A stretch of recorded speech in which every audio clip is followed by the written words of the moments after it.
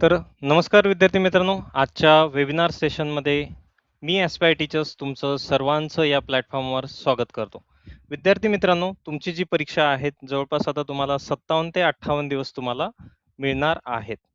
ठीक आहे, तुमची स्ट्रॅटेजी काय असली पाहिजे, पेपर 1 वर कशी कमांड असली पाहिजे, त्याच्याविषयी आपण थोडंसं बोलूयात आणि डायरेक्टला टॉपिकला आपण सुरुवात करूयात. ठीक आहे, बघा आता तुमच्याकडे 57 दिवस बाकी आहेत. पेपर 1 विषयी आपण बोलूयात. पेपर 1चं जे वेटेज आहे ते काय असतं बघूयात. पेपर 1 मध्ये तुम्हाला 50 प्रश्न असतात. ठीक आहे, आणि प्रत्येक प्रश्नाला तुम्हाला 2 मार्क्स असतात. ठीक आहे, अशा प्रकारे जे पेपरचं वेटेज असते ते 100 मार्क्स असतं. हे झालं पेपर 1चं. आणि जो तुमचा पेपर 2 असतो, तो तुमचा पेपर 2 असतो 200 मार्क्सचा. असं जे टोटल वेटेज आहे पेपरचं, पेपर 1 आणि पेपर 2 मिळून हे किती होतं? Total 300 mark. म्हणजे पेपर 2 ला तुमचे किती प्रश्न असतात? 100 प्रश्न असतात. प्रत्येक याला 2 मार्क्स, असे 200 मार्क ते होतात आणि टोटल जी आहे तुमची पेपर 1 आणि पेपर 2 ची 300 मार्क्स. हे थोडंसं झालं बेसिक पेपर बद्दल. ठीक आहे, आता आपण याच्यामध्ये सेशन 1 मध्ये पेपर 1 बद्दल बोलूयात, की पेपर 1 ला वेटेज किती आहे आणि कशा प्रकारे ते वेटेज डिस्ट्रीब्यूट केलेलं आहे. बघा याच्यामध्ये 10 युनिट आहेत. ठीक आहे, सोपे सोपे युनिट आहेत, 10 युनिट आहेत. प्रत्येक युनिटला आतापर्यंत जर वेटेज बघितलं तर 5 मार्क असतं. प्रत्येक युनिटचं वेटेज किती आहे? 5 मार्क्स. असं तुम्हाला किती टोटल आहेत? 10 युनिट. प्रत्येक युनिटचं वेटेज 5 मार्क्स. म्हणजे हे टोटल किती आहेत? 50 क्वेश्चन तुमचे तयार झालेले आहेत. ठीक आहे, 50 क्वेश्चन तुमचे तयार झाले आहेत. प्रत्येकाचे 2 मार्क्स, असे हे तुमचे 100 मार्क्स तयार होणार आहेत पेपरचे. ठीक आहे, आता हे युनिट कोणते कोणते आहेत, काय आहेत, याचा आपण डिटेल किती अभ्यास करू शकतो, म्हणजे त्याचे आपल्याला स्कोअर पडेल, हे आपण थोडंसं बघूयात. ठीक आहे, युनिट सोपे आहेत तुमचे, युनिट काही जास्त अवघड नाहीत. आज आपण थोडंसं एका युनिट बद्दल इंट्रोडक्शन घेऊयात, बोलूयात. आणि स्कोअर बुस्टिंग सेशन आहे, तर आपण स्ट्रॅटेजीपेक्षा महत्वाचं कसं आहे की स्कोअर कसा बूस्ट करता येईल याच्याविषयी आपण थोडंसं डायरेक्ट टॉपिकला सुरुवात करूयात. ठीक आहे, आता एक युनिट आहे ज्याचं नाव आहे information and communication technology. Information and communication technology. ठीक आहे, हे तुमच्या युनिटचं नाव आहे एका. त्याच्याविषयी आज आपण काय करूयात, स्कोअर बूस्टर सेशन आहे. जास्तीत जास्त मार्क कसं स्कोअर करता येईल याच्याविषयी आपण एकदा बघूयात. ठीक आहे, हे झालं तुमचा पेपरचा पॅटर्न, तुम्हाला आता समजला असेल व्यवस्थित. पेपर 1चा पॅटर्न, पेपर 2चा पॅटर्न कसा आहे प्रश्नाचा ते सुद्धा सांगितला. आणि आज जे बघणार आहोत आपण स्कोअर बूस्टर सेशन, ते कशाविषयी बघणार आहोत? Information and communication technology. ठीक आहे, ज्याला आपण ICT असं म्हणूयात. ठीक आहे, इथपर्यंत कळालंय? इथपर्यंत काय अडचण? Yes no? चला कमेंट करा एकदा पटकन. इथपर्यंत समजलंय? समजलं असेल तर येस, नसेल समजलं तर नो कमेंट करा. ठीक आहे, चला फास्ट कमेंट करा एकदा पटकन. यस, समजलं इथपर्यंत?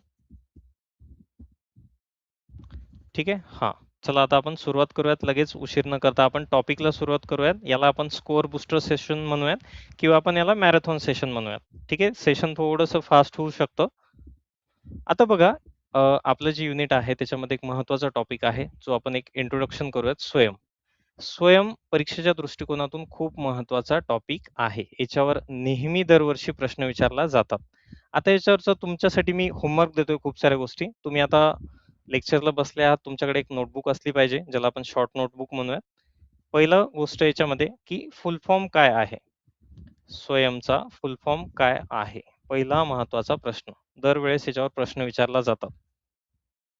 ठीक आहे, आता याचं फुल फॉर्म जनरली मी थोडंसं सांगतो. Study webs of active learning for young aspiring minds, हा याचा फुल फॉर्म झालेला आहे. ठीक आहे, तुम्ही नंतर बघायचंय परत याचा. नंतर आहे तुम्हाला स्वयंवरच दुसरा क्वेश्चन आहे की याचे 4 क्वाड्रंट कोणते आहेत.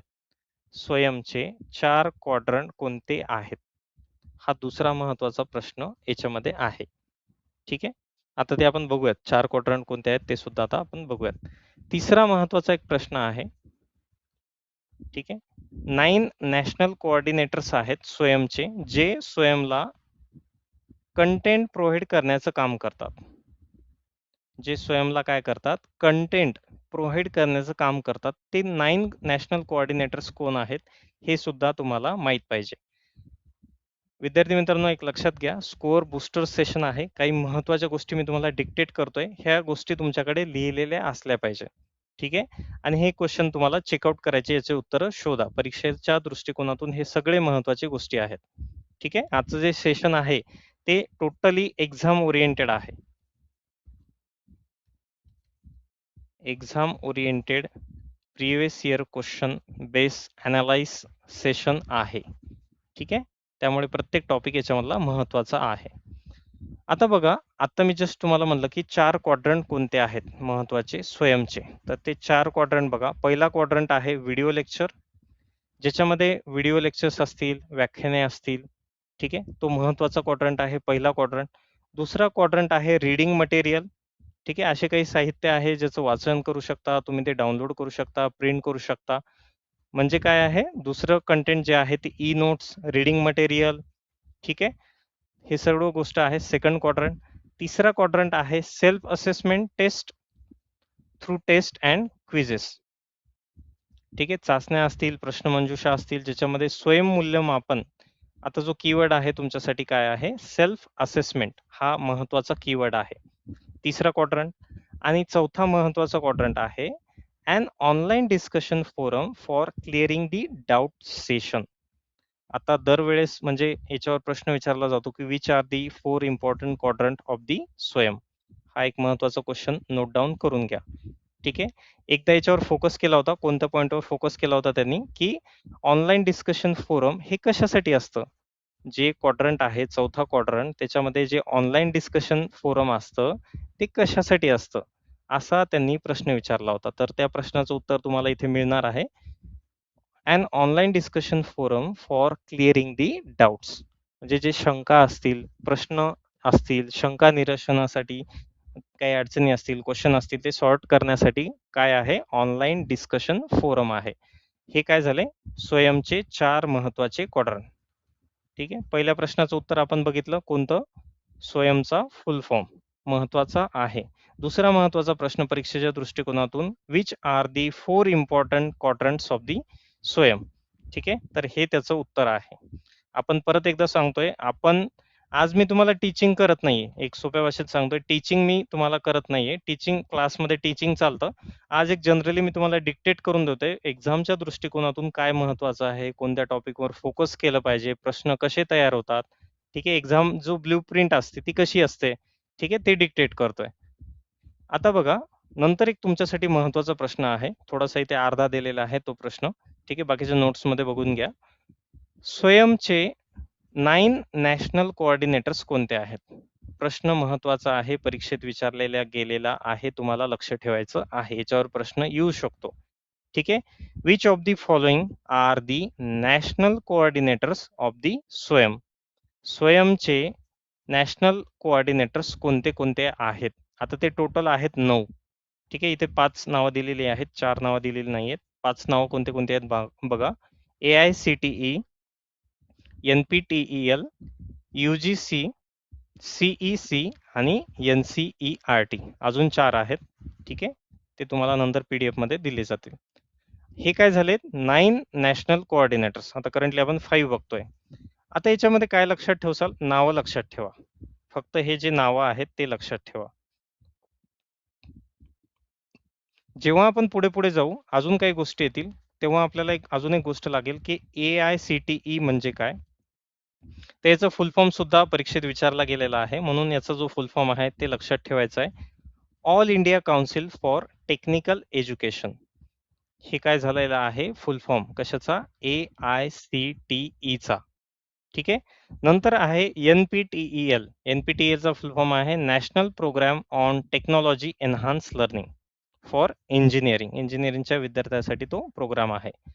नंतरचा आहे UGC. तुम्हाला सर्वांनाच माहित आहे UGC चा फुल फॉर्म काय आहे, युनिव्हर्सिटी ग्रँड कमिशन. ठीक आहे. आता एक प्रश्न मी तुम्हाला विचारतो, तुम्ही उत्तर द्यायचं, ते काम करायचं आहे. हे झाल्याच्या नंतर लगेच CEC, कन्झोर्टियम फॉर एज्युकेशनल कम्युनिकेशन. आणि नंतर आहे NCERT, तुम्ही नाव ऐकलं असेल, national council of educational research and training, ज्याला आपण NCERT म्हणतो. आता एक माझा तुम्हाला क्वेश्चन आहे की in terms of wifi 2.0 or in terms of internet, what is the full form of UGC? कशाच्या बाबतीत? In terms of Wi-Fi or in terms of internet or in terms of Wi-Fi 2.0, what is the full form of UGC? चला एकदा comment करा पटकन. आवाज येत नाही का? आवाज येत नाही, एकदा कमेंट करा पटकन. कोणाला कोणाला आवाज येत नाही?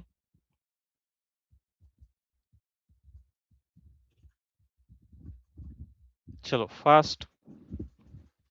प्रत्येकाने थोडंसं पेन पेपर घेण्याचा प्रयत्न करा, कारण हे जे सेशन आहे ते डायरेक्ट एक्झामशी ब्ल्यूप्रिंट मॅच करतं. सो प्रत्येक जी लाईन आहे पेजवरची ती महत्वाची आहे. माझा आवाज येतोय का तुम्हाला? एकदा मला कन्फर्म करा, आवाज येतोय का? चलो, येस नो. आवाज येतोय? Yes no.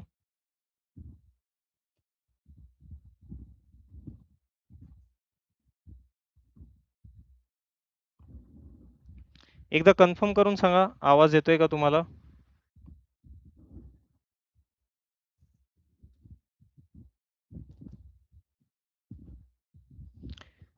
तिथे कमेंटचं ऑप्शन आहे, कमेंट करा. ठीक आहे, आवाज येत असेल, आय थिंक काही इश्यू नसेल. ठीक आहे, आवाज येत असेल. ज्यांना आवाज येत नसेल त्यांनी काय करायचं, म्हणजे एकदा वापस जायचं आणि परत जॉईन करायचं. आता कोणीच या प्रश्नाचं उत्तर सांगितले नाहीये. इन टर्म्स ऑफ वायफाय 2.0 और internet, what is the full form of UGC? It is user generated content. User generated content. ठीक आहे. What is the full form of UGC in terms of Wi-Fi 2.0 or internet? It is user generated content. आता काय होते माहिती आहे का, आपल्याला एकच गोष्ट माहिती आहे. कोणती सर? UGCचा फुल फॉर्म काय आहे? आपण काय सांगणार? University grand commission in terms of wifi 2.0. आपलं प्रश्नाचं उत्तर तिथे चुकणार. त्यांनी प्रश्न काय विचारलाय? इन टर्म्स ऑफ वायफाय 2.0 और in terms of internet, what is the meaning of UGC? आता आपल्याला UGCचा हाच एक फुल फॉर्म माहित आहे. कोणता? University grand commission. सो अशा चुका होतात. प्रत्येकाचे 2-2 मार्क महत्वाचे आहेत. 2 मार्क महत्वाचे काय आहेत सर? कारण रिझल्टच 2 मार्कांनी जातोय. खूप विद्यार्थ्यांचा रिझल्ट किती जातोय? 2 mark, 4 mark, 6 mark, 8 mark, 10 mark असाच रिझल्ट जातोय. आणि इथे त्या गोष्टीचं महत्व आहे. आणि पेपर 1 तुम्हाला स्कोर देऊ शकतो रादर दॅन पेपर 2. म्हणजे याचं आपण सांगू शकतो की याच्यात स्कोर होतो. ठीक आहे. तर जे 4 अजून आहेत, ठीक आहे, हे 5 सांगितले मी तुम्हाला, ते नंतर आपल्या स्लाइडमध्ये दिले जाते. ठीक आहे. आता बघा, हे झालं स्वयंविषयी. ठीक आहे. नंतरचा महत्वाचा पॉइंट, ICT मधला एखादा प्रश्न विचारला जातो की जे ऑनलाईन सेशन होतात. ठीक आहे. ऑनलाईन सेशन होतात, झूम मीटिंग, गुगल मीटिंग. ठीक आहे. ते कशाचा प्रकार आहे?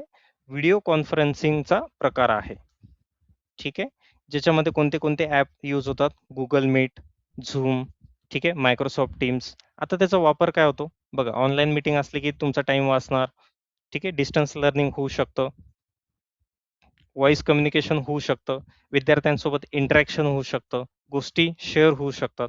सो तुमच्यासाठी एक महत्त्वाचं गोष्ट आहे झूम. झूम विषयी थोडंसं 2-4 लाईनी तुमच्या परीक्षेच्या दृष्टिकोनातून थोड्याशा महत्त्वाच्या आहेत. म्हणजे एक अजून एक गोष्ट की हे ॲप जे आहे ते सिंक्रोनस कम्युनिकेशन आहे की असिंक्रोनस कम्युनिकेशन आहे, याच्याविषयी थोडंसं तुम्ही बघायचं आहे. ठीक आहे. परत मी एकदा सांगतोय, आज मी टीचिंग करत नाहीये. मी जस्ट एक इंट्रोडक्शन देतोय की कशा प्रकारे तुम्ही परीक्षेची तयारी केली पाहिजे स्वतः. ठीक आहे. स्वतःहून तुम्ही तयारी करू शकता. म्हणजे कोणत्या कोणत्या पॉईंटवर कशा प्रकारे लक्ष केलं पाहिजे, प्रिव्हियस इयर क्वेश्चन अनालिसिस कसं असतं, त्याच्यानुसार डिझाईन कसं करावं लागतं, पेपरचं ब्ल्यूप्रिंट नुसार आपण काय वाचायचं काय नाही, हे आपण त्या प्रकारे शिकणार आहोत. हे मी तुम्हाला शिकवतोय कशा गोष्टी करायच्या, म्हणजे तुम्ही स्वतः ते करू शकता. ठीक आहे. चला, नंतरचा एक महत्वाचा पॉइंट आहे ई शोध सिंधू. ठीक आहे. ई शोध सिंधू. आता ई शोध सिंधू मध्ये काय काय कोणत्या कोणत्या गोष्टी आहेत, डिटेल मी घेणार नाहीये तुम्हाला, फक्त एक जस्ट सांगतोय क्वेश्चन कसे फ्रेम होतात. ठीक आहे. It provides current as well as archival access more than 15,000 core and peer review journal. ठीक आहे. याच्यामध्ये काय आहे, पीअर रिव्ह्यू जर्नल आहेत 15,000पेक्षा जास्त जर्नल्स आणि विविध डेटाबेस असलेले आर्किव्हल डाटा त्याच्यामध्ये प्रवेश प्रदान करते. ठीक आहे. आता याच्यावर प्रश्न कसा तयार झालेला आहे ते तुम्हाला मी सांगतो. ठीक आहे. आतावर त्यांनी प्रश्न कसा विचारलाय, एक्झामिनरने प्रश्न कसा कंडक्ट केलाय. त्यांनी काय केलंय, एक गोष्ट धरली, ई शोध सिंधू. आता हे करेक्ट नाव आहे, आपल्याला माहित आहे. परंतु हे नाव जेव्हा तुम्हाला माहित नसतं, जेव्हा अभ्यास कमी असतो, ते काय करतात, ई शोधगंगा असं काय करतात, ते नाव लावतात आणि ते काय करतात, इथे लिहितात फक्त शोध सिंधू. मग आपल्याला ते म्हणतात की which of the following is the correct. आता आपल्याला माहिती आहे की ई कोणाला तरी लागलेला आहे. ठीक आहे, ई कोणाला तरी लागलेला आहे. मग आपल्याला माहित आहे की ई शोधगंगा. मग इथं आपल्याला माहित नसतं की ई शोध सिंधू करेक्ट आहे की नाहीये. ठीक आहे, हे करेक्ट आहे की हे करेक्ट आहे. मग ह्या गोष्टी ज्या असतात ह्या कन्फ्युजिंग असतात. ठीक आहे, यावर ते प्रश्न विचारतात. जो मागच्या वेळेस प्रश्न विचारला होता तो या टाइप मध्ये होता. ठीक आहे, म्हणजे ई कशाला लागलेला आहे. आता जो समोरचा टॉपिक आहे तो कोणता आहे, शोधगंगा. मुळात जर नाव बघितलं तर शोधगंगा नाव कसं आहे, असंच आहे. त्यांनी काय केलं, याच्या पुढे ई लावला आणि मॅक्झिमम विद्यार्थ्यांनी काय केलंय, याला टिक केलंय की हे उत्तर आहे. पण बाबा तसं नाही, ऍक्च्युअल मध्ये उत्तर कोणतं होतं, ऍक्च्युअल मध्ये उत्तर होतं ई शोध सिंधू. कोणतं उत्तर होतं, ई शोध सिंधू. ठीक आहे, अशा प्रकारे क्वेश्चन तयार होतात. म्हणजे तुमचा जो दृष्टिकोन आहे तो तयार असला पाहिजे की अरे बाबा जास्त डिटेल पेक्षा काय आहे, त्या हेडिंग मध्येच तुमचं उत्तर लपलेलं आहे. ते आपण काळजीपूर्वक वाचलं पाहिजे. त्यात मग छोट्याशा त्याच्याविषयी 2 लाईनी तुम्हाला माहित पाहिजे की काय आहे. आता बघा याचे जे इम्प्लिमेंटेशन आहे ते INF LIB NET करता. आता याचा फुल फॉर्म तुम्हाला माहित पाहिजे, महत्वाचा आहे. ठीक आहे, आता याचा INF LIB NET चा जो फुल फॉर्म आहे तो येतो इन्फॉर्मेशन अँड लायब्ररी नेटवर्क. ठीक आहे, काय आहे तो फुल form, information and library network. ठीक आहे, सगळ्यात महत्वाची गोष्ट आहे, लक्षात ठेवा. आता हे जे सेंटर आहे ते कुठून चालतं, गांधीनगर गुजरात इथून ते इम्प्लिमेंट केलं जातं. ठीक आहे, मी परत एकदा सांगतोय, मी तुम्हाला ह्या गोष्टी शिकवत नाही. मी डिझाईन सांगतोय पेपरची कशी आहे, कोणत्या महत्वाच्या गोष्टी आहेत. युनिट कोणतं आहे आपलं, इन्फॉर्मेशन अँड कम्युनिकेशन टेक्नॉलॉजी. ठीक आहे, आज जेवढं जास्त फास्ट कव्हर करता येईल मी तेवढं प्रयत्न करेल, म्हणजे तुम्हाला एका व्हिडिओमध्ये जास्तीत जास्त क्वेश्चन कसे टॅकल करता येईल, की जी आपली तयारी आहे 5 मार्क तिथपर्यंत आपण पोहोचूयात का, थोडंसं आपण ते प्रयत्न करूयात. ठीक आहे, परत सांगतोय शिकवत नाहीये, जस्ट अप्रोच देतोय तुम्हाला कसा असतो. ठीक आहे, आता एक नंतर आहे महत्वाची गोष्ट, शोधगंगा. ठीक आहे, नंतर कोणती महत्वाची गोष्ट आहे, शोधगंगा, ज्याला आपण भारतीय प्रबंधाचे भांडार असे म्हणतो. ही लाईन ऍज इट इज लक्षात ठेवा. कोणती line, Shodhganga a reservoir of Indian thesis. कोणती लाईन आहे sir, Shodhganga a reservoir of Indian thesis. म्हणजे काय सर, सोप्या भाषेत शोधगंगा हे काय आहे, भारतीय प्रबंधाचे भांडार आहे. मग याच्यामध्ये काय होईल, it provides access to the research thesis of scholars from Indian institutes. भारतीय संस्थांमधील जे विद्वान आहेत, स्कॉलर्स आहेत, त्यांच्या संशोधन प्रबंधापर्यंत आपल्याला पोहोचता आलं पाहिजे, त्याचा ऍक्सेस मिळवता आला पाहिजे. एखादा टॉपिक एखादा रिसर्च स्टुडंट जर निवडत असेल की या टॉपिकवर रिसर्च केला जाऊ शकतो, तर त्याला सर्व टॉपिक त्याच्या या टॉपिकवर कोणत्या कोणत्या व्यक्तीने रिसर्च केले आहेत, तो जो डाटा आहे, तो जो कंटेंट आहे, ते कीवर्ड्सच्या माध्यमातून सर्च केला जातो. तर तो कंटेंट त्या विद्यार्थ्यापर्यंत पोहोचला पाहिजे. बरोबर आहे. तर ते कोणत्या प्लॅटफॉर्मवर मिळणार आपल्याला, शोधगंगा या प्लॅटफॉर्मवर मिळणार. आता तुम्ही काय करायचं, सेशन झाल्याच्या नंतर शोधगंगा टाकून द्या, तुम्हाला एक लगेच वेबसाईट येते. तिथे त्यांनी किती थिसिस आतापर्यंत मांडले, 6,21,000च्या वर आतापर्यंत ते झालेले आहेत, ते तुम्हाला दिसेल. त्याच्यानंतर त्या वेबसाईटवर जा, त्या वेबसाईटचे डायरेक्टर कोण आहेत ते एकदा बघा. ठीक आहे, वेबसाईटवर जा, त्या वेबसाईटचे डायरेक्टर कोण आहेत ते सुद्धा एकदा बघायचं आहे तुम्हाला. एक थोडीशी जनरल ओव्हरव्ह्यू त्या वेबसाईटचा घ्या. ठीक आहे, शोधगंगा नाव आहे त्या वेबसाईटचं, तुम्ही ते टाका, लगेच तुम्हाला ते येऊन जाईल. चला, मला एकदा कमेंट करा, तुम्हाला इथपर्यंत कळालं आहे का. कळालं असेल तर येस कमेंट करा, नसेल कळालं तर नो कमेंट करा. प्रत्येकाने कमेंट करायची आहे. चला फास्ट.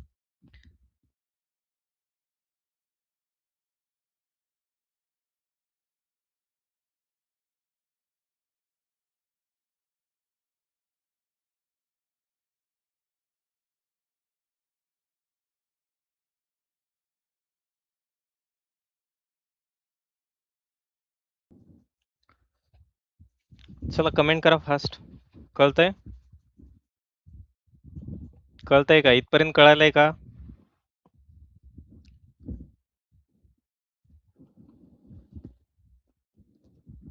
ठीक आहे. ओके, बढिया.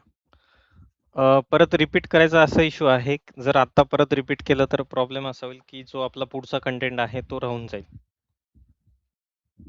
सो क्लासमध्ये ते रिपीट केलं जाईल.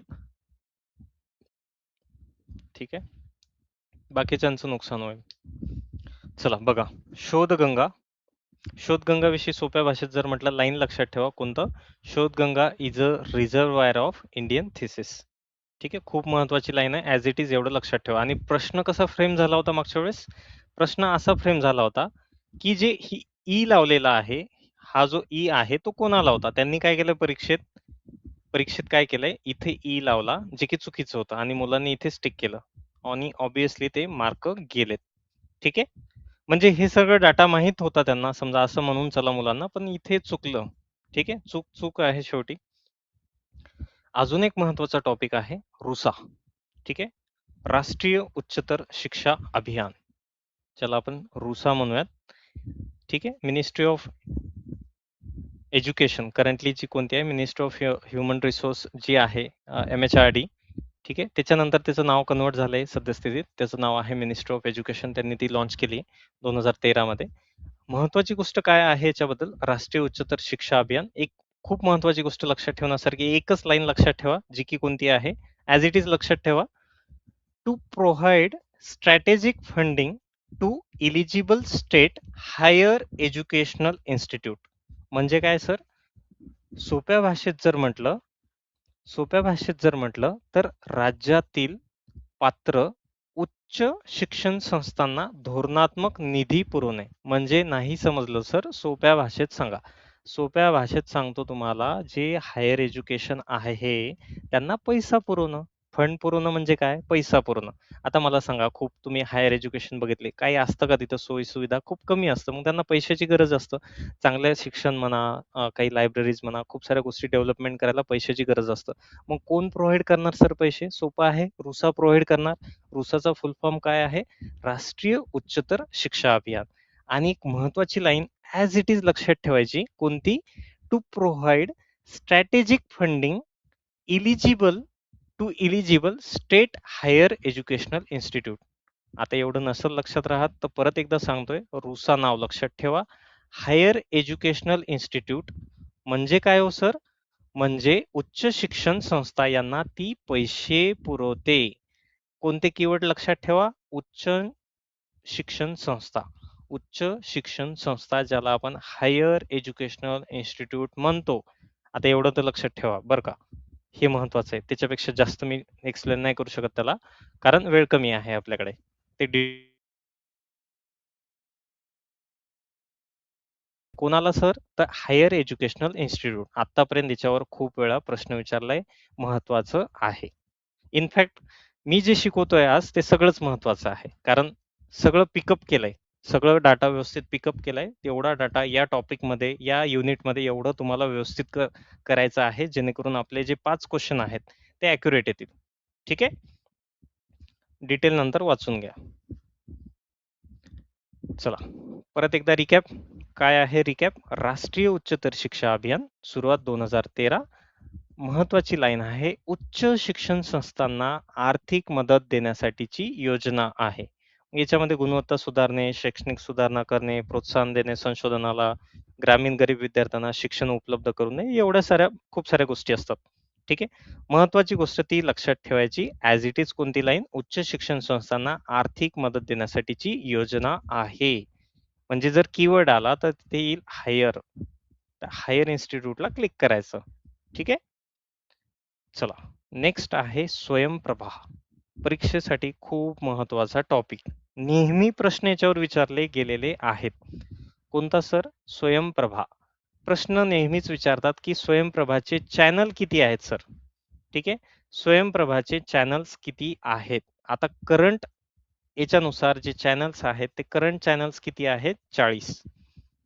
किती D2H चॅनल आहेत? 40. ठीक आहे, आता हे डिटेल मी तुम्हाला जास्त सांगत नाहीये, कारण एक जस्ट मी तुम्हाला इंट्रोडक्शन देतोय, की क्वेश्चन कसे असतात आणि काय आपलं लक्ष असलं पाहिजे, कशाप्रकारे आपलं लक्ष असलं पाहिजे. ठीक आहे. चॅनल किती आहेत सर? 40 चॅनल आहेत. D2H चॅनल आहेत सर. D2H चॅनल म्हणजे काय हो? तर D2H चॅनल म्हणजे डायरेक्ट टू होम. आपल्या घरावरती छत्री असते ना छोटीशी, ठीक आहे, ज्याच्यामुळे आपण ती छत्री लावतो, वर आपल्या खाली डिश टीव्ही कनेक्ट असते आपली, ठीक आहे, टीव्ही कनेक्ट असते, त्याच्या माध्यमातून चॅनल चालतात, बरोबर आहे. तर त्याला काय म्हणायचं, त्या छत्रीला किंवा ते जे सेटअप आहे त्याला डायरेक्ट टू होम म्हणजे सॅटेलाइटच्या माध्यमातून ते चॅनल जे आहेत ते कुठपर्यंत पोहोचतात, आपल्या घरापर्यंत ते पोहोचतात. आता याचा उद्देश काय होता बरं? प्रत्येक जागी खेड्यात इंटरनेट पोहोचेल, सर्व शिक्षण मुलांपर्यंत पोहोचेल, तर नाही पोहोचू शकत. तर मग कुठेतरी गव्हर्नमेंटने एक व्यवस्था केली, की चॅनलच्या माध्यमातून विद्यार्थ्यांपर्यंत आपण पोहोचला जाऊ शकतो का? तर हो. तर मग त्यांनी काय केलंय 24/7 दिवस-रात्र ते प्रोग्राम ब्रॉडकास्ट केले. 24/7 त्यांनी ब्रॉडकास्ट केले मिनिस्ट्री ऑफ एज्युकेशनच्या अंडर. आणि यांनी कोणता उपग्रह वापरला? सिंपल आहे GSAT-15. हे प्रक्षेपणासाठी त्यांनी कोणत्या उपग्रहाची मदत घेतली? तर GSAT-15 ची मदत घेतली. आता मला सांगा, तुम्ही काय लक्षात ठेवसाल स्वयंप्रभाबद्दल, की स्वयंप्रभाचे चॅनल्स किती आहेत? ठीक आहे. सगळ्यात महत्त्वाची लाईन, की स्वयंप्रभाचे टोटल चॅनल्स किती आहेत? पहिली महत्त्वाची लाईन. दुसरी महत्त्वाची लाईन, की कोणता उपग्रह वापरला? ठीक आहे. ह्या 2 महत्त्वाच्या लाईन तुम्हाला लक्षात ठेवायच्या आहेत. आता एक तिसरी महत्त्वाची लाईन, ठीक आहे. तिसरी महत्त्वाची लाईन म्हणण्यापेक्षा एक नवीन टॉपिक. ही प्रत्येक स्लाइडमध्ये एक नवीन-नवीन टॉपिक तुमच्या समोर येतोय. ठीक आहे. आता या टॉपिकचं नाव म्हणजे खूप मोठं टॉपिक आहे. एक छोटंसं कट तुम्हाला पेज दिलंय मी. टॉपिकचं नाव असं आहे, की आपल्याला सगळे जे जनरेशन्स आहेत कॉम्प्युटरच्या, computer generation first, second, third, fourth आणि फिफ्थ, ठीक आहे. आणि जी लेटेस्ट जनरेशन असेल ते त्याचा अभ्यास करावा लागतो. हे म्हणजे कंप्लीट सेशन आहे. त्याच्यामधलं मी तुम्हाला एक महत्त्वाची लाईन काढून दिली फक्त. महत्त्वाची लाईन अशी आहे, की ENIAC म्हणजे काय? इलेक्ट्रॉनिक, एन म्हणजे न्यूमरिकल, आय म्हणजे इंटिग्रेटर, ए म्हणजे अँड आणि सी म्हणजे कॉम्प्युटर. एवढं नाव लक्षात ठेवा. काय आहे सर हे? तर हे एक कॉम्प्युटर आहे. कोणतं कॉम्प्युटर आहे? पहिल्या जनरेशनचं कॉम्प्युटर आहे. ठीक आहे. फर्स्ट जनरेशन कॉम्प्युटर आहे. म्हणजे जेव्हा कॉम्प्युटरची सुरुवात झाली, संगणकाची जेव्हा सुरुवात झाली होती, तेव्हा जे पहिलं संगणक तयार केलं होतं, ठीक आहे, त्याला आपण ENIAC असं म्हणतो, ज्याचा फुल फॉर्म आहे electronic numerical integrator and computer. ज्याला आपण काय म्हणतो? Electronic numerical integrator and computer. ही महत्वाची लाईन आहे. अजून महत्वाचं जर म्हटलं याच्याबद्दल, तर हे जे आहे ते कधी डेव्हलप झालंय? 1945 ला डेव्हलप झालंय.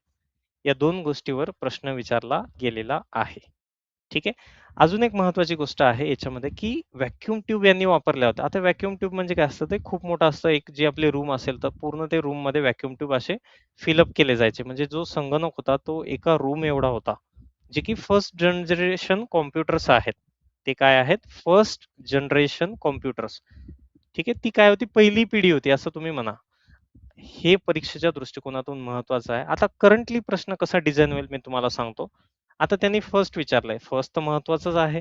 आता काय करायचं, जी करंट जनरेशन आहे, मग तुम्हाला त्याच्यात एआय विषयी माहीत पाहिजे.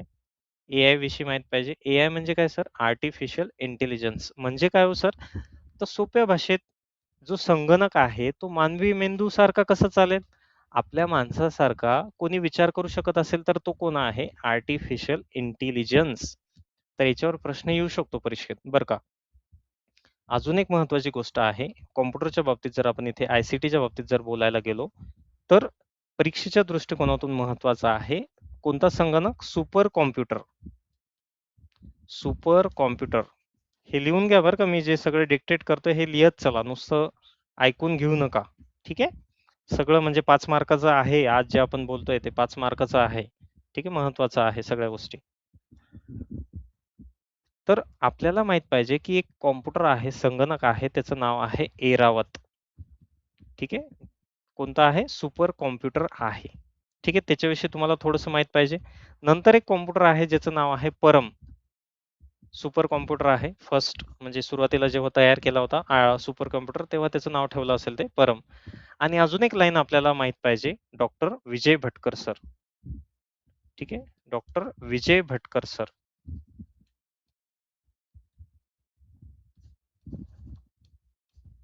ठीक आहे, हे नाव सुद्धा माहित पाहिजे. म्हणजे आपण जे म्हणू शकतो त्यांना फादर ऑफ जे सुपर कॉम्प्युटर आहेत, ते त्यांचे असं म्हणू शकतो की जनक आहेत. ठीक आहे,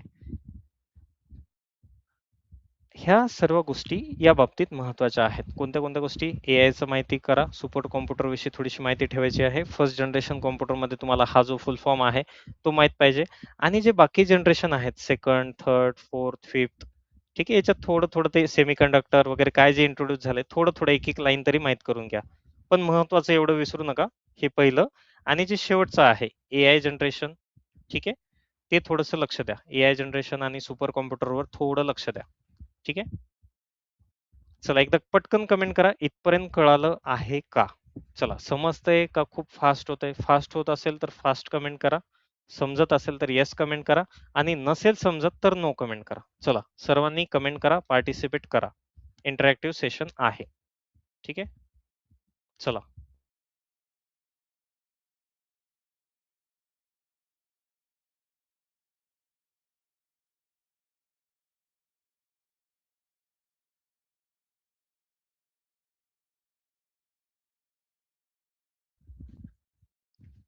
ठीक आहे, समजत आहे. ठीक आहे, आणि कंटाळा आला की सांगून द्या, म्हणजे आपण थांबूयात. ठीक आहे, तुम्हाला कंटाळा आला की सांगा. आता अजून एक महत्वाचा कॉन्सेप्ट आहे, खूप महत्वाचा. ठीक आहे, ज्याला आपण नेट न्यूट्रलिटी म्हणतो. परीक्षेत विचारलेला गेलेला कॉन्सेप्ट आहे की नेट न्यूट्रलिटी काय असतं सर, सांगा. चला, तर बघा, net neutrality, net neutrality means all internet data should be treated equally. म्हणजे काय हो बाबा, हे काय आता नवीनच प्रकार. आता म्हणजे असं आहे की जे इंटरनेट सर्व्हिस प्रोव्हायडर आहेत, म्हणजे जे इंटरनेट प्रोव्हाइड करतात, त्यांनी कोणत्याही वेबसाईटला, कोणत्याही ऍपला ब्लॉक करू नये. म्हणजे सोप्या भाषेत, एखादा ऍप आहे, सपोज आपला ऍप आहे, त्यांनी असं पर्टिक्युलर असं डिस्क्रिमिनेट नाही करायचं की एस्पायर टीचर्सला कमीच इंटरनेट सोडा, कमी स्पीड सोडा. ठीक आहे, आणि एखादं चांगलं महागाचा ऍप आहे, त्यांनी खूप पैसे दिलेत, त्यांना त्यांचा जो इंटरनेट स्पीड आहे, त्यांचा रिच आउट स्पीड आहे, तो त्यांना फास्ट करा. ठीक आहे, असा भेदभाव होता कामा नये. ठीक आहे, इक्वॅलिटी असली पाहिजे. म्हणजे कोणताही व्यक्ती असो, एखादा छोटासा डेव्हलपर असो ज्याची वेबसाईट आहे, आणि खूप मोठा बिझनेसमॅन असो ज्याची वेबसाईट आहे, त्या दोन्ही वेबसाईटचा स्पीड, त्या दोन्ही ऍपचा स्पीड सारखा असणार आहे. कोणाकडून? जे इंटरनेट सर्व्हिस प्रोव्हायडर आहेत त्यांच्याकडून. ठीक आहे, म्हणजे कोणत्याही सेवेसाठी इंटरनेटचा वेग कमी जास्त करू नये. ठीक आहे, no company should get paid priority on the internet. कोणत्याही कंपनीला विशेष पैसे देऊन त्यांना प्राधान्य देण्यात येऊ नये. सोप्या भाषेत, net neutrality supports a free and open internet. Net neutrality काय करतं? मुक्त आणि खुल्या इंटरनेटला समर्थन देतं. आता एक भारतात एक ऑथॉरिटी आहे ज्याचं नाव आहे telecom regulatory authority of India. It supports net neutrality in India. आता जी टेलिकॉम रेग्युलेटरी ऑथॉरिटी ऑफ जी इंडिया आहे, ती नेट न्यूट्रलिटीला काय करतं? समर्थन देते, की हे जे महत्वाचं आहे. ठीक आहे, जे रेग्युलेशनचं काम करतं भारतामध्ये, जे सिम कार्ड आहेत, कम्युनिकेशन आहे, ठीक आहे, खूप साऱ्या गोष्टी ते रेग्युलेट करतं. भारतामध्ये जी स्पर्धा आहे, विविध कंपन्या, ते हेल्दी कॉम्पिटिशन राहण्यासाठी ते काय करतं? कॉम्पिट करतं. ठीक आहे, it protects freedom of expression and digital equality. ठीक आहे, India approved net neutrality rules in 2018. Throttling means intentionally reducing internet speed. आता हे एक महत्वाचे कीवर्ड याच्यामध्ये हे आहे की ही पहिली लाईन, नेट न्यूट्रलिटी म्हणजे काय, इंटरनेट सर्व्हिस प्रोव्हायडर. दुसरी लाईन की थ्रॉटलिंग म्हणजे काय. थ्रॉटलिंग म्हणजे अशी गोष्ट की मुद्दामून स्पीड कमी करणे, इंटरनेटचा एखाद्या गोष्टीचा मुद्दामून स्पीड कमी करणे, त्याला थ्रॉटलिंग असे म्हणतात. ठीक आहे, सोप्या भाषेत नेट न्यूट्रलिटी म्हणजे कोणत्याही ऍपला, कोणत्याही वेबसाईटला इंटरनेट सर्व्हिस प्रोव्हायडरने ब्लॉक करू नये, त्याचा स्पीड डाऊन करू नये. प्रत्येकाला, गरीब असो, श्रीमंत असो, मोठा असो, व्यापारी असो, ठीक आहे, कंपनी असो खूप मोठी, जे पैसे देत असेल, असा भेदभाव करू नये. त्याला नेट न्यूट्रॅलिटी असं म्हणतात. चला एकदा पटकन कमेंट करा. नेट न्यूट्रॅलिटी तुम्हाला समजलं आहे का? समजलं असेल तर येस, नसेल समजलं तर नो कमेंट करा. चलो फास्ट.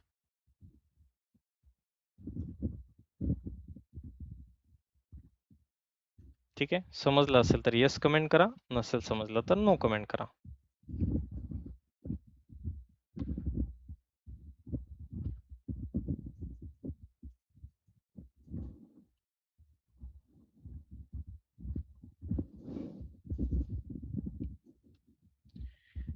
ठीक आहे. चला नंतर बघा डिजिटल डिव्हाइड. आता काय बाबा हे नवीनच कॉन्सेप्ट सांगलाय तुम्ही, काय आहे डिजिटल डिव्हाइड? ठीक आहे. सोप्या भाषेत बघा, सोप्या भाषेत सांगतो तुम्हाला. एक व्यक्ती आहे, इथे तुम्ही आहात. ठीक आहे. तुम्ही पेक्षा जाऊ द्या, तुम्हीच घ्या. आणि इथे एक कोणता तरी व्यक्ती आहे.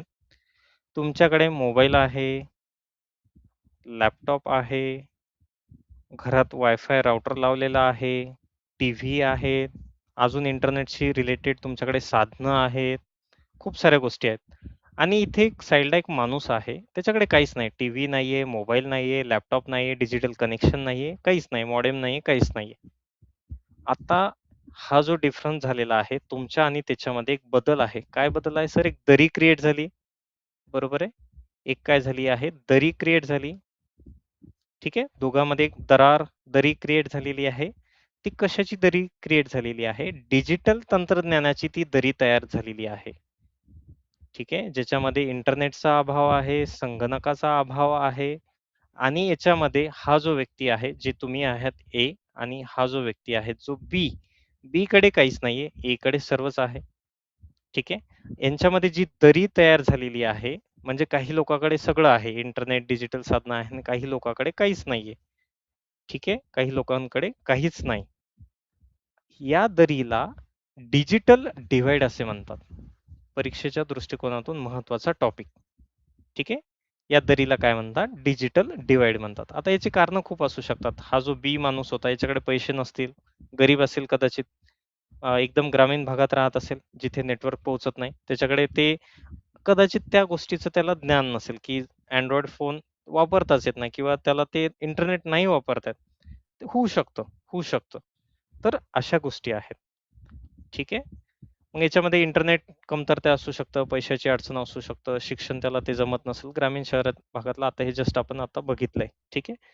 याच्यावर काय उपाय आहेत? इंटरनेट सुविधा सर्वांना मिळाली पाहिजे, डिजिटल साक्षरता कुठेतरी वाढली पाहिजे, ग्रामीण भागात नेटवर्क वाढवलं पाहिजे. ठीक आहे. परीक्षेच्या दृष्टिकोनातून महत्वाचं आहे. What is mean by digital divide? ठीक आहे. It is just a difference of technology. Digital टेक्नॉलॉजीचा हा कुठेतरी गॅप आहे. त्याला आपण डिजिटल डिव्हाइड असं म्हणूयात. ठीक आहे. आता मी हा टॉपिक तुम्हाला शिकवला नाहीये, जस्ट तुम्हाला इंट्रोड्यूस केलाय, की परीक्षेच्या दृष्टिकोनातून कसं महत्व आहे. ठीक आहे. चला आता अजून एक महत्वाचा परीक्षेत प्रश्न विचारला जातो. काही फाईल फॉर्मॅट दिले जातात तुम्हाला आणि ते तुम्हाला ओळखायला लावतात. आता मी तुम्हाला एक प्रश्न विचारतो, तुम्ही मला कमेंट करा. ठीक आहे. MP3 ही जी फाईल फॉर्मॅट आहे, ती कशा प्रकारची फाईल फॉर्मॅट आहे? चला कमेंट करा पटकन. सर्वांनी कमेंट करायची आहे कंपल्सरी.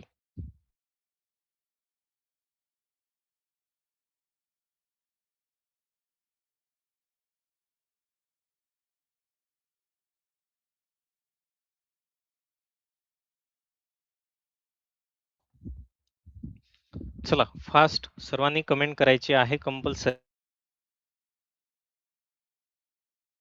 चला कोणती फाईल आहे बरं? MP3. ठीक आहे. तुमच्या फोनमध्ये असते, काही नवी गोष्ट नाहीये तुमच्यासाठी. फोनमध्येच आहे तुमच्या MP3 फाईल. ठीक आहे. खूप वेळा खूप लोकांनी डाउनलोड सुद्धा केलेल्या आहेत MP3 फाईल. ठीक आहे. सोपा आहे.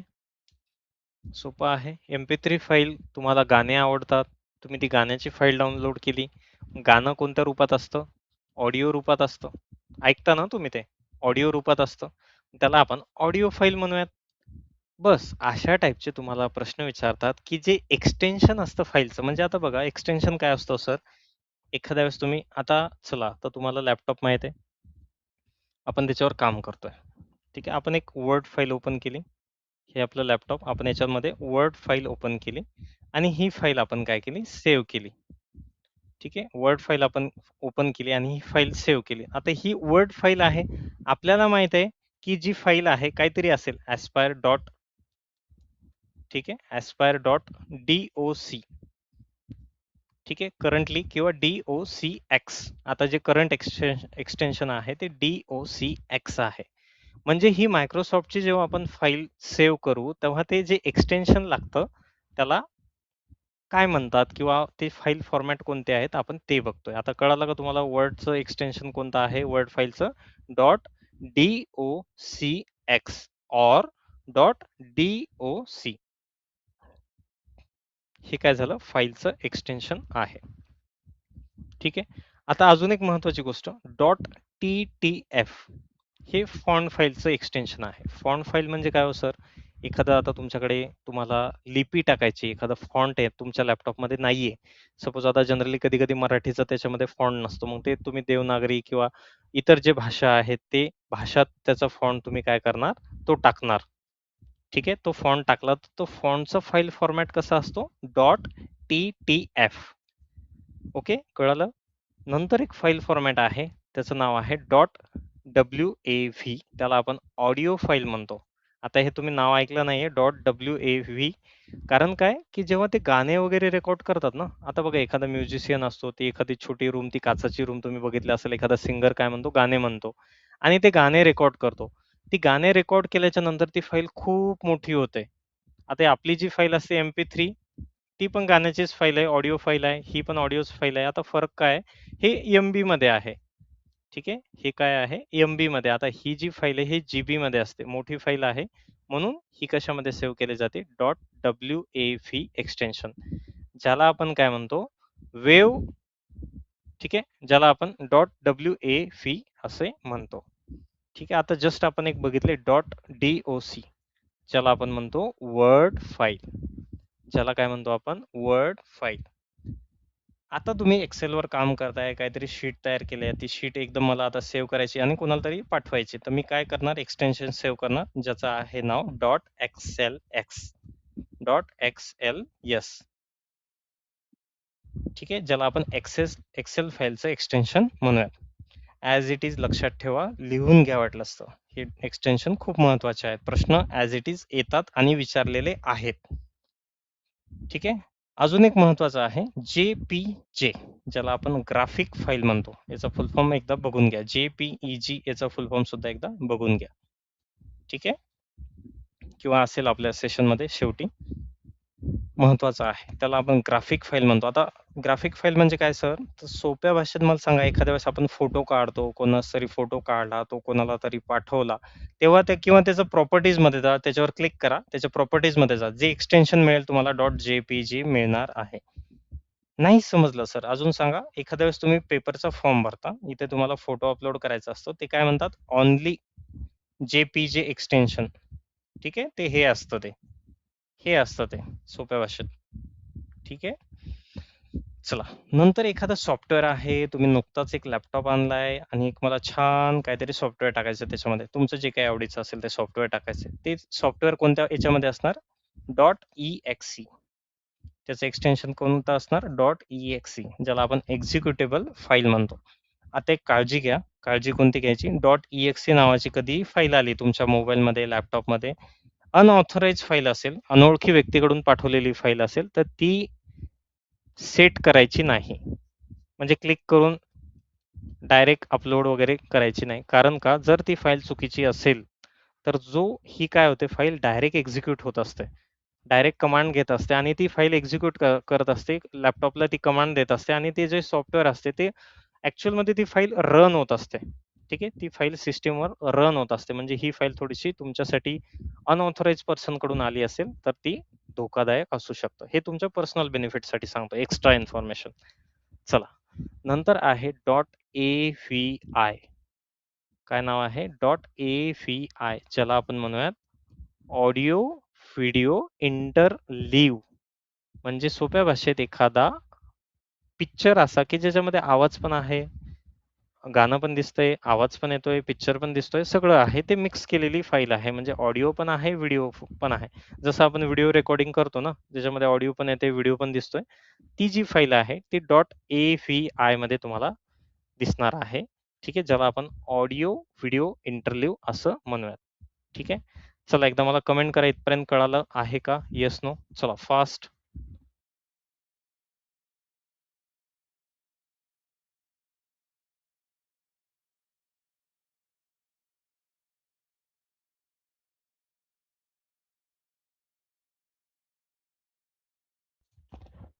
चला कमेंट करा. थांबायचं इथेच. ओके.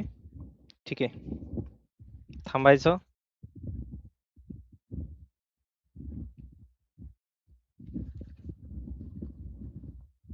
थांबायचं का इथेच? Yes no. Okay. Yes comment आली आहे. म्हणजे समजलंय त्याच्यासाठी येस आली की थांबायचं याच्यासाठी येस आली काय माहित. ठीक आहे. ओके. आपण सेशन सेशन थांबवायचंय. ओके. हे काय झालं? आता हे तुमच्यासाठी कोणत्या टॉपिक होता? महत्त्वाचे टॉपिक आहे ज्याचं नाव आहे इन्फॉर्मेशन अँड कम्युनिकेशन टेक्नॉलॉजी. ठीक आहे. ज्याला आपण ICT असे म्हणतो. सेशन नका सेशन थांबवा. सेशन नका थांबू सर. ओके. सेशन नका थांबू अशी कमेंट आली. अंडरस्टँड. ठीक आहे. अजून खूप वेळ लागेल. अजून आपल्याला 1-1.5 तास लागू शकतो. तर हे फाईल फॉर्मॅट आहे. ठीक आहे. फाईल फॉर्मॅट आहे जे की खूप महत्त्वाचे आहेत. लक्षात ठेवा. ॲज इट इज प्रश्न परीक्षेमध्ये विचारले जातात. ठीक आहे. ओके. आता अजून एक खूप महत्त्वाची गोष्ट कोणती? खूप महत्त्वाची एक गोष्ट आहे ती मी तुम्हाला सांगतो. एक फाईल वाटलंस तर मी तुम्हाला अवेलेबल करून देण्याचा प्रयत्न करेन. ठीक आहे. कोणती फाईल आहे? सिंपल आहे. ॲप. ठीक आहे. ॲपची फाईल म्हणजे म्हणजे ते सगळं आहे त्याच्यामध्ये. ॲप आहेत, नंतर ते फाउंडर आहेत. ठीक आहे. आणि ते इयर आहे.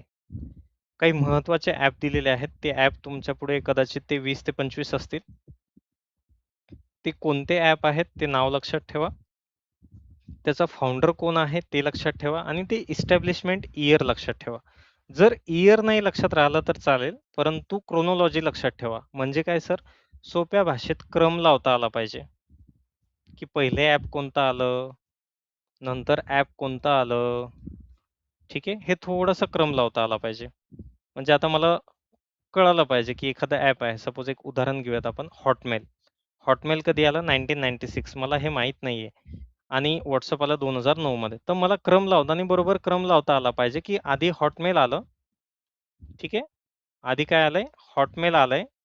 नंतर काय आलंय? WhatsApp आलंय. हे थोडासा कुठेतरी क्रम मला लावता आला पाहिजे. जरी हे तुमचे साल लक्षात नाही राहिलं तरी. मी 20-25 ॲपची तुम्हाला लिस्ट देईल. परीक्षेच्या दृष्टिकोनातून अतिशय महत्त्वाचं. ठीक आहे. चला एक मी तुम्हाला एक थोडीशी ट्रिक देतोय.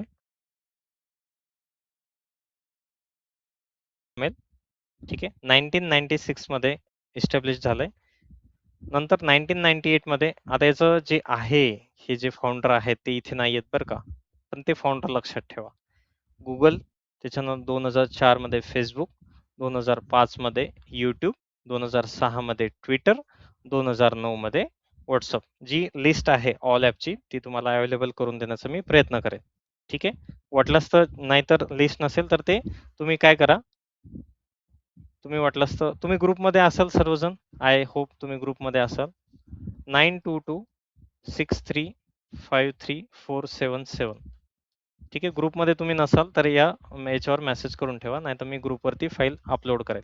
9226353477 हा आपला काय आहे? अकॅडमीचा नंबर आहे. जर तुम्हाला कंटिन्यू सेशन जॉईन करायचे असतील म्हणजे पूर्ण कोर्स जॉईन करायचा असेल तरी तुम्ही या नंबरवर कुपन कोडसाठी संपर्क करू शकता. WhatsApp करू शकता किंवा कॉल करू शकता. ठीक आहे. आता ती फाईल देण्याचं मला आठवण करून द्या. ती फाईल महत्त्वाची आहे. त्यामध्ये आता तुम्हाला एक छोटीशी ट्रिक, की कसं लक्षात ठेवायचं? मग काही करा तुम्ही ट्रिक. आता मी इथे एक छोटीशी ट्रिक केली. काय? हो गं Facebook. काय? हो ग फेसबुक, सॉरी, हो हो गुगल, फेसबुकची लिंक तुला, फेसबुकची लिंक, सॉरी एक मिनिट,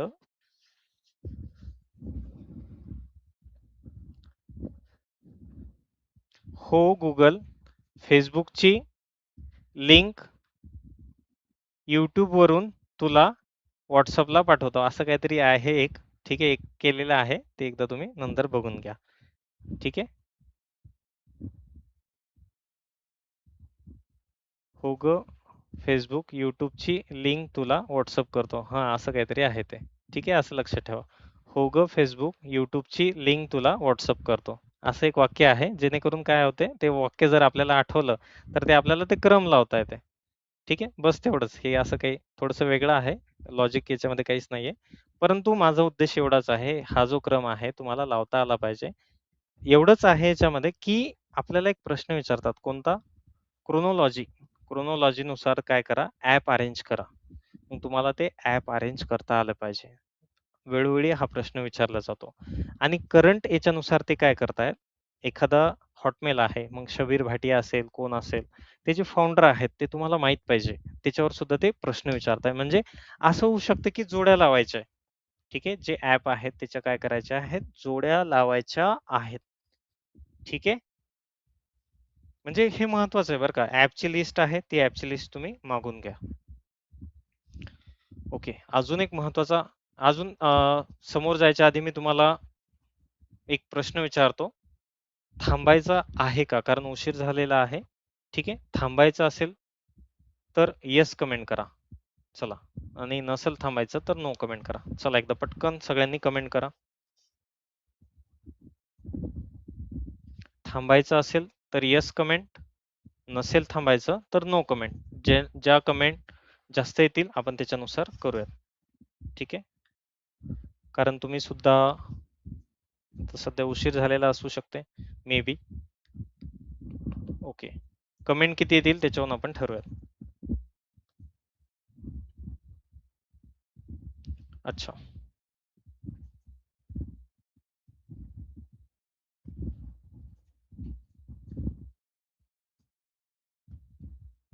चला फास्ट कमेंट करा. थांबायचं आहे की कंटिन्यू करायचंय?